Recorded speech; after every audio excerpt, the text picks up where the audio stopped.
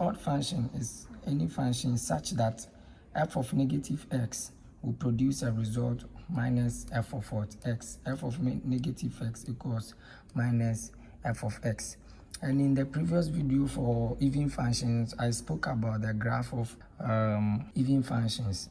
Since I am not going deeper, I will just explain the little I know. So for even functions, we know that the graph is symmetrical about the y-axis.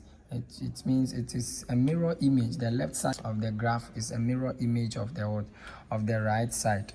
Now, what about the graph of an odd function as we have here? The graph of an odd function, when we read books, it is said that the function is skew. There's this word that they mostly use that I've been coming across. We call it skew. It's a skew symmetric about the y-axis. Most of us will not understand what it means. So I'm coming into low mountain. What this simply means is that it is symmetrical with respect to the origin. The graph is symmetrical with respect to the origin. So let's take a look at this. If I have a graph like this, this is my x and this is my y-axis. So this is how it looks like, and this is my origin. So we say that the graph of an odd function is symmetrical with respect to the origin. This means that when we spin the graph upside down, let me spin this graph. When we spin the graph, the image or the pictures looks the same. So that is the basic concept.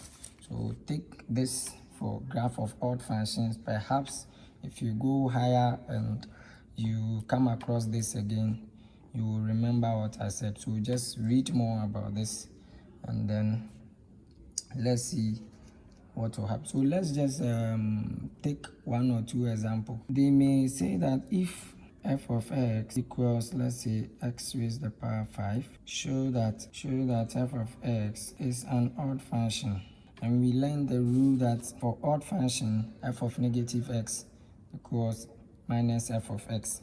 So for odd values, the graph or the result we will produce will be what? Negative. So all we need to do is to test f of x equals x raised to the power 5. We test with negative x, so you can write something like testing with minus x.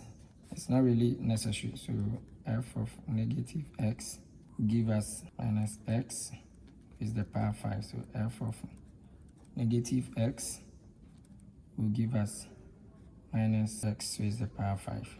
So finally, you see f of negative x will give us minus f of what? X. And this is our final answer. So from there, you write a statement. All right, so this is my statement. And you write this statement if the question appears like this. The question is asking you to state whether it is odd function. So once you have been able to prove, you just tell him, since f of negative x is equal to minus f of x, it follows or it shows that, or it proves that f of x is an odd function. What this means is that if we substitute any value for x here and we punch on the calculator, the result we will produce will be negative. So let's see something. This is my calculator. Let's say x is 2, any random value. So x is minus 2 all raised to the power 5. And the result we are producing is minus 32. So that is telling us that f of x is giving us a minus answer, and it is odd. So let's move on to another example. If f of x equals sine x, these are the basic questions. If f of x equals sine x, show that f of x is an odd function. All you need to do is that you write a statement at the beginning. You can also start by saying this one. I'll solve it in a different way. By saying f of x is odd, or is odd when f, you can use if for when f of negative x equals minus f of x. So let's use this one. F of x is odd when f of negative x equals minus f of x. So we will test f of x. First you write the question equal to sine x. So f of negative x equals sine negative x, and therefore f of negative x will give us minus sine what? X. Now this means that the sign of a negative value will produce what? A negative answer. So when we test this on the calculator, I can just punch sine minus 60, and this is the result I'm producing, minus 0.866. I'm actually just using this as to explain further for us to understand.